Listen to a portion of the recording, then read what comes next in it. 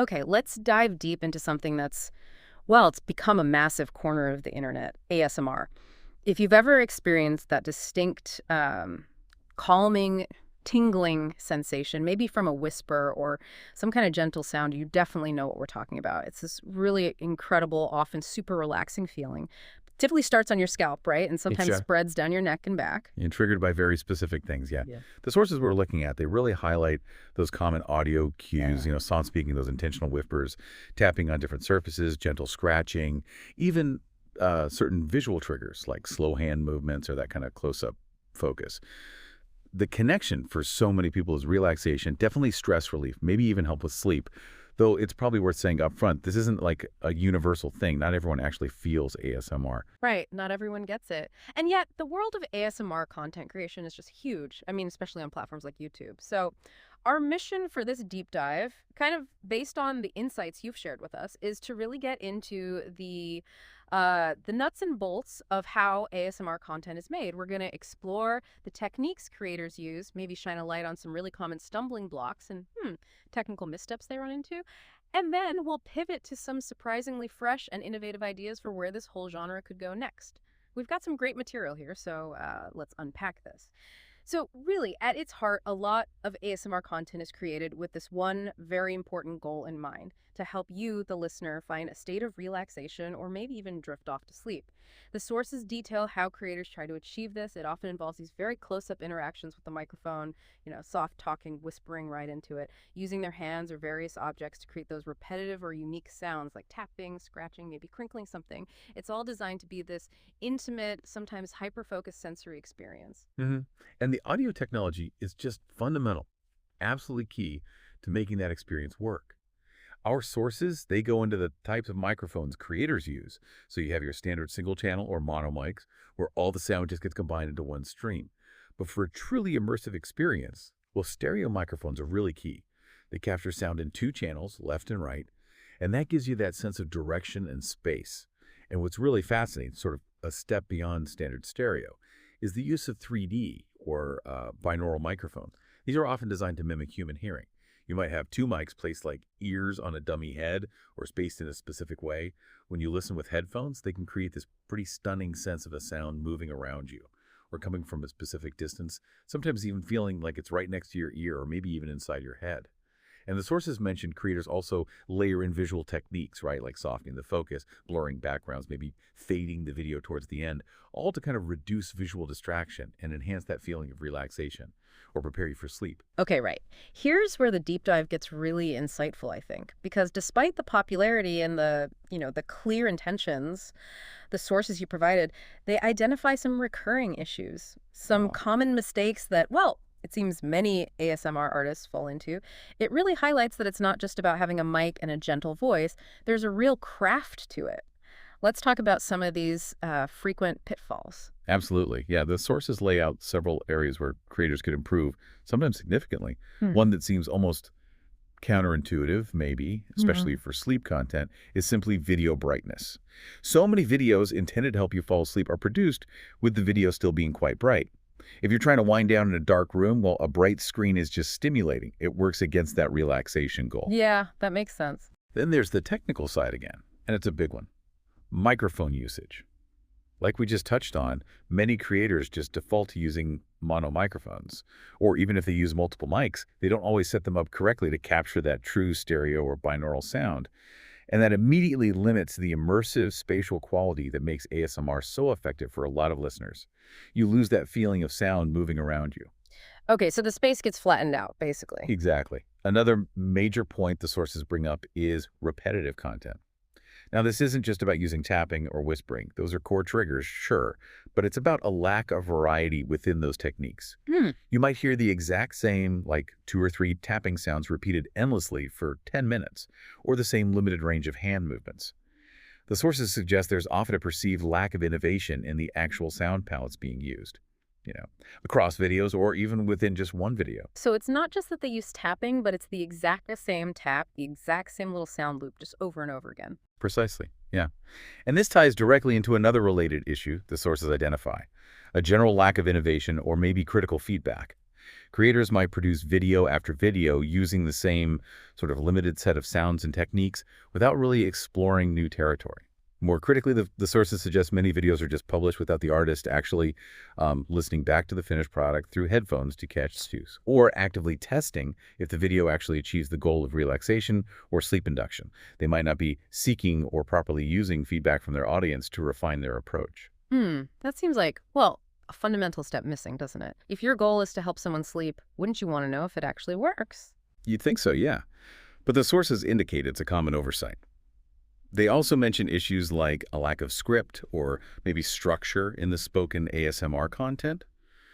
While, okay, a natural rambling style can work for some people, if the artist's speech becomes too incoherent or just really repetitive, it can actually be distracting rather than relaxing. And finally, there's the observation that sometimes creators are prioritizing live streams over producing maybe more polished, edited, and technically refined pre-recorded videos. Live streams are great for audience interaction, of course, but they make it much harder to control that technical quality and refine the audio later in post-production. Okay, so some of these, like brightness or maybe having more of a script, they feel relatively straightforward to fix. Hmm. But you touched on the technical audio issues again, and the sources seem to go into some real depth here. This is where it stops being just about being gentle and starts being about like real audio engineering skills, right? Tell us more about those specific audio production mistakes. This is definitely where the technical craft becomes crucial, yes. And the sources highlight some significant issues. Perhaps the most disruptive one is sound impulses. These are sudden, unexpected spikes in volume that just totally shatter the relaxed state you're trying to create. The sources give a pretty stark example. A video might be recorded at a comfortable average level, say. Maybe mimic of 5 dB, that's a typical level for quiet dialogue. But then suddenly there's a sharp sound, maybe a prop tapping too hard, or they accidentally hit the mic, and the volume level instantly jumps way up to plus 3 dB. Wait, okay. -5 dB to plus 3 dB. For someone like me who doesn't live and breathe audio levels, what does that jump actually feel like? That's a great question. So dB decibels, it's a logarithmic scale for sound intensity. A difference of just 3 dB is roughly a doubling or halving of power. So a jump from -5 dBd to plus 3 dB. That's not just a little louder. That's a huge, jarring surge in volume. It's like someone is whispering gently in your ear and then suddenly shouts, directly into it. It's physically jarring and completely ruins the relaxation effect.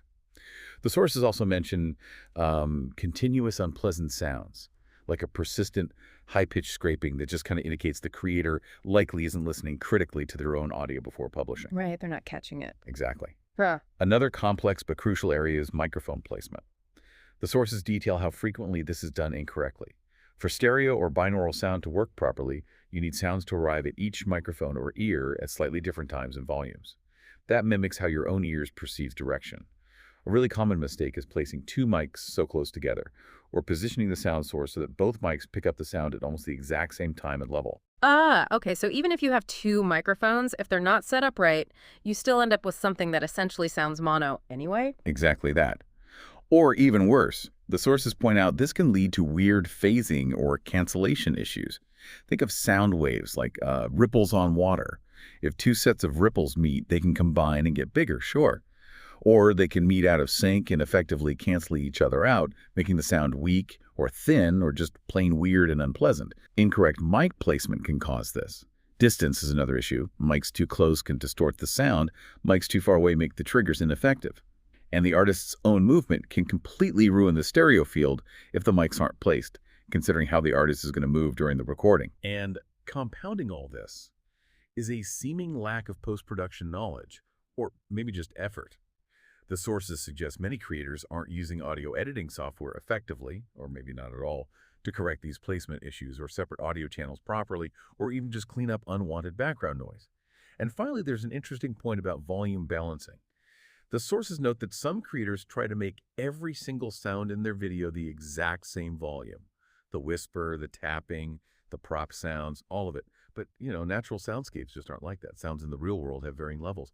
Trying to force everything into the same narrow volume range doesn't always feel natural or even effective for ASMR. It's very different from mixing, say, a music track, where you might heavily compress and balance instruments so they sit evenly in a mix. For ASMR, that kind of artificial leveling can actually work against the organic feel. Wow, okay. That is a lot more technical than just, getting a fuzzy microphone and whispering. It really sounds like understanding acoustics and audio engineering principles is just as important as being able to create the relaxing sounds themselves. So, given all these widespread issues, the sources also pivot to offer some really fascinating ideas for innovation. What are some of the suggestions they propose for artists looking to maybe evolve the genre beyond the standard stuff? Yeah, this is where the creativity really shines, and the sources provide a whole wealth of ideas for kind of breaking the mold. One suggestion is the lullaby or baby theme. The idea here is to replicate the sounds and motions involved in helping a baby fall asleep. Gentle rocking sounds, soft lullabies, shushing, maybe soothing touch sounds. The sources specifically mention that, well, many ASMR artists are women, some are mothers, and they could potentially tap into those genuine, universally understood soothing techniques from their own experience. Drawing on real life. Exactly. Then there's a truly novel concept proposed. ASMR interviews. Imagine a one-on-one conversation, but between two ASMR artists, conducted entirely using ASMR techniques. Soft voices, gentle ambient sounds, perhaps close mic work while they discuss something, I don't know, calming or interesting. It's a format you really don't see attempted very often. That's different. They also suggest exploring store recordings. So instead of just isolating sounds, record the broader soundscape of places where things are actually made or sold, like a candle shop maybe, or a pottery studio, or a small bakery. The focus would be on using good stereo and 3D audio setups to capture the sounds of the process, the pouring wax, the mixing of ingredients, the gentle hum of equipment at natural volume levels and distances, creating a really immersive environmental experience. That's interesting. Yeah, capturing the whole sound environment rather than just one specific sound effect. Exactly. And relatedly, they suggest capturing a worker's perspective in familiar places, maybe like a fast food restaurant or a small workshop. So instead of just hearing the muffled sounds from the customer side, the artist shifts to the worker's point of view, capturing the distinct sounds of the machinery, the sizzle, the preparation process with close, well-placed mics. It gives a completely different sonic texture to a familiar environment. I like that idea. Getting outside is another area for innovation. Underwater or nature sounds. The sources suggest using waterproof equipment to record the actual sounds of swimming, maybe with pets splashing nearby, or hiking into genuine natural environments to capture authentic forest sounds, stream sounds, wind moving beyond just using generic stock audio library. We're authentic, yeah. Even everyday domestic activities like cooking sounds can be incredibly effective if done well. The sources recommend very precise mic placement during cooking. Think like a mic right near the cutting board for chopping sounds, one near a bowl for mixing, one to capture the sizzle in a pan, all specifically positioned to capture rich stereo sounds of the whole process, like the crinkle of opening bags, the gentle swish of washing vegetables, or the soft scoring of food. You could get really detailed with that. Definitely. And reinforcing points from the mistakes section, they emphasize simply better utilizing existing technology, like 3D microphone setups, using them specifically to capture sounds at different distances within a space, creating that layered sense of depth that's often missing in simpler setups. In common role-play scenarios, like, say, a doctor's visit, the sources suggest strategic mic placement specific to the scene. Maybe a mic on the table to pick up instrument sounds crisply, perhaps a small mic on the patient's chest or back for those auscultation sounds, and another mic placed further away, or maybe hanging to capture general room ambiance or sounds of movement at a distance.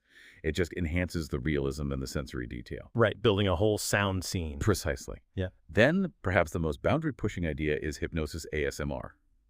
This proposes that certified hypnotists could create ASMR content that actually blends hypnotic language and techniques with ASMR triggers, with the explicit goal of actually guiding someone into a hypnotic state that's conducive to sleep, potentially even attempting to hypnotize someone right there on camera. Wow, that's a leap. Combining clinical hypnosis with ASMR. It's definitely intriguing, isn't it? And it highlights the potential for blending different disciplines. And finally, maybe the most practical and powerful innovation suggested is real-time feedback.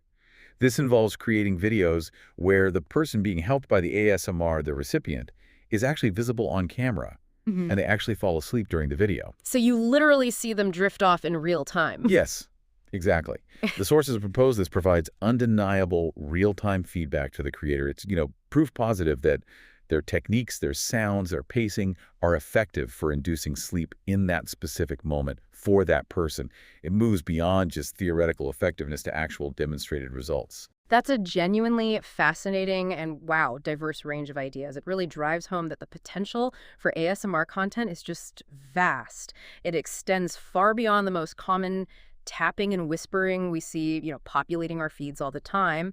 It shows there's so much room for creativity and for technical refinement. So, bringing it all together for you, the listener, what does understanding these technical details, these common problems, and these potential innovations really mean? Why is this knowledge important? Well, for you as someone who enjoys or perhaps even relies on ASMR for relaxation or sleep, understanding these points, it helps you become a more discerning listener.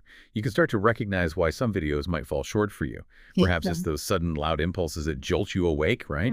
Or maybe it's just a flat, lifeless soundscape because it was recorded in mono. It helps you appreciate the craft involved in truly good ASMR, where that attention is paid to audio quality, to pacing, and to the listener's experience. Right. You notice the difference. Exactly. It also opens your eyes to the creative possibilities within the genre. You can see what artists could be trying. And perhaps seek out creators who are already experimenting with some of these more innovative approaches. It really highlights that even in content that might seem simple on the surface, technical skill, understanding sound, and a focus on the audience's experience are absolutely critical.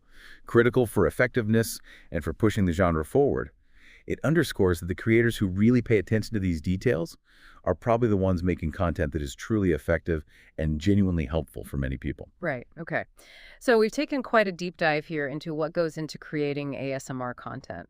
We've unpacked the common technical and creative hurdles identified in our sources and explored some truly imaginative ways the genre could innovate and evolve. And the sources really leave us with a clear sense of optimism, I think. Despite the common pitfalls, there is just immense potential for creativity and technical improvement within the ASMR community. And fundamentally, the work these creators do, when it's executed skillfully, is genuinely important and useful to a huge audience seeking calm or relief or just help sleeping. So let's leave you with this thought to consider. If the ultimate stated goal for so much ASMR is really to help someone relax or fall asleep, how might that radical idea of incorporating observable, real-time feedback like someone visibly drifting off on camera, how might that fundamentally reshape how artists approach, develop, and refine their techniques going forward?